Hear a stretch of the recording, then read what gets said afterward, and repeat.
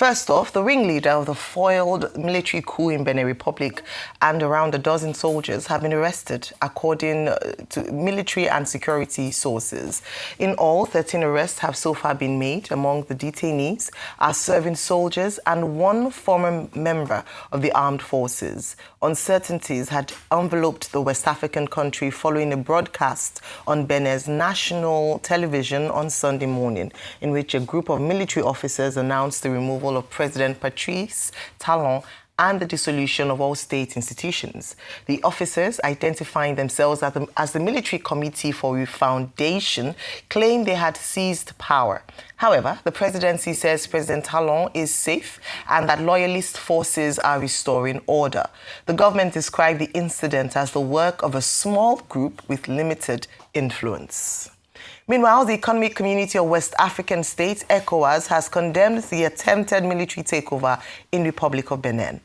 This is just as confusion and gunfire were reported in parts of Cotonou following an announcement by soldiers claiming to have removed President Patrice Talon from office.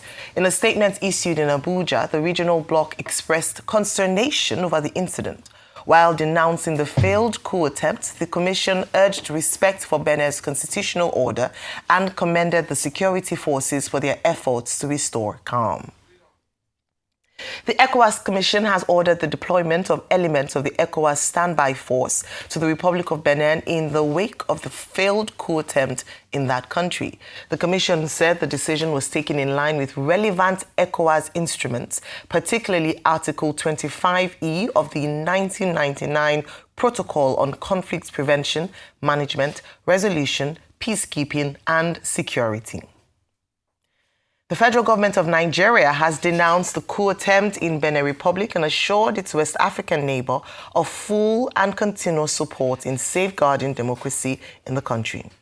In a statement by the Foreign Affairs Minister, Nigeria says it stands in firm solidarity with the government and people of the Republic of Benin and applauded the swift action taken by Beninese authorities to protect its legitimate institutions and preserve the peace.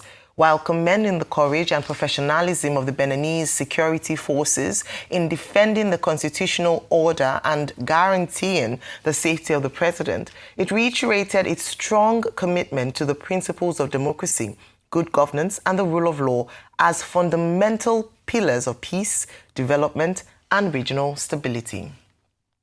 Also, President Bola Ahmed Tinubu has praised the Nigerian armed forces for their swift response to requests from the government of Benin Republic to halt a coup attempt on Sunday. Acting on Benin's appeal, Nigerian air and ground forces helped dislodge coup plotters from the national TV and military installations operating under the coordination of Beninese authorities. President Tinubu commended the forces for defending constitutional order and stabilizing a neighboring country, noting that their actions, guided by the ECOWAS Protocol on Democracy and Good Governance, demonstrate Nigerians' commitment to sustaining democratic values in the region. For more on Benin Republic, joining us live from the ECOWAS headquarters in Abuja is Arise correspondent Punarimam Benjamin. Good morning, Punarimam. Good morning. Thank you for joining us. So straight off, how did the security forces manage to foil the coup attempt and what are the current security measures in place? Okay, so right behind me is the ECOWAS headquarters here in Nigeria's capital, Abuja, precisely in Asokoro. We woke up on Sunday morning to hear that there was a coup d'etat in the Republic of Benin. It was really shocking to everyone. And these coup plotters went straight to the national television to announce that they have taken over from President Patrice. And this was really unfortunate because ECOWAS has been battling with several coups d'etats.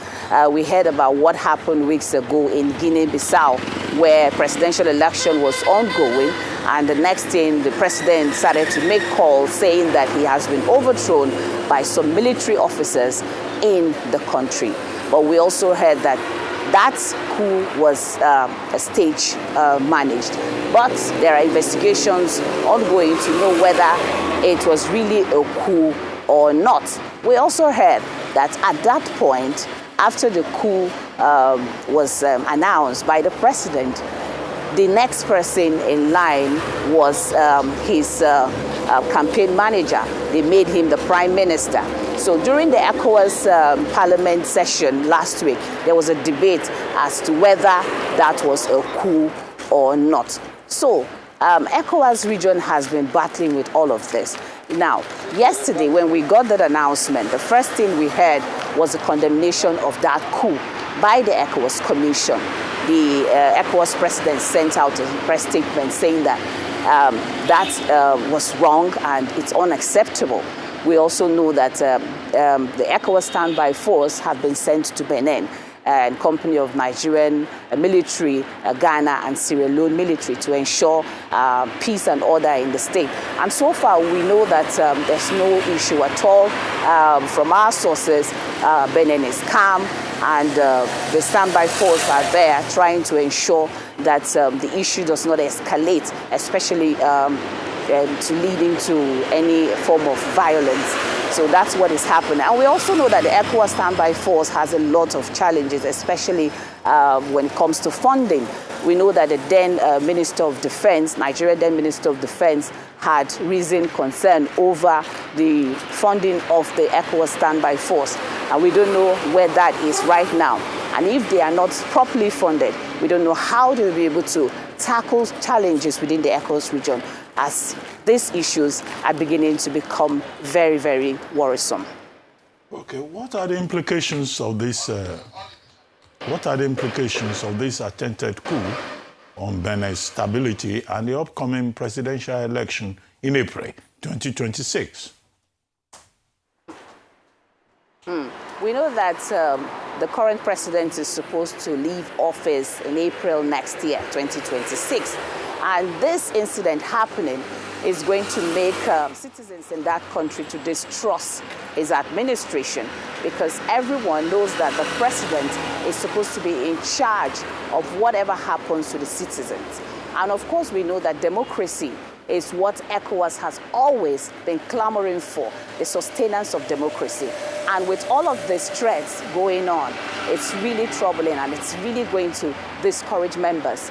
And of course, we also know that democracy is what the region has always wanted.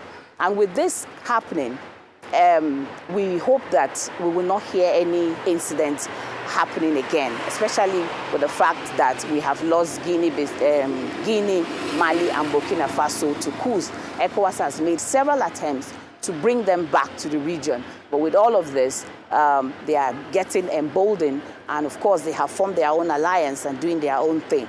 And because nothing has been done about these three countries, the juntas that have left, we're likely going to see more countries pushing for military takeover within the ECOWAS region. Okay, real quickly, Punarimam, I just want to get some details from you. We heard that the air support team that Nigeria sent in has definitely completed their mission. Do we still have ground troops on the ground in Benin? Yes. We know that Nigerian Air Force was part of the military forces that went to Benin to ensure that there's law and order within the region. And we also know that Nigerian government also condemned the coup through the Minister of Foreign Affairs. And we're very sure that with the standby force being on ground, we are not expecting to hear anything happening in terms of violence and all of that within the Benin Republic. So we still have boots on the ground. Thank you so much, Punarimam.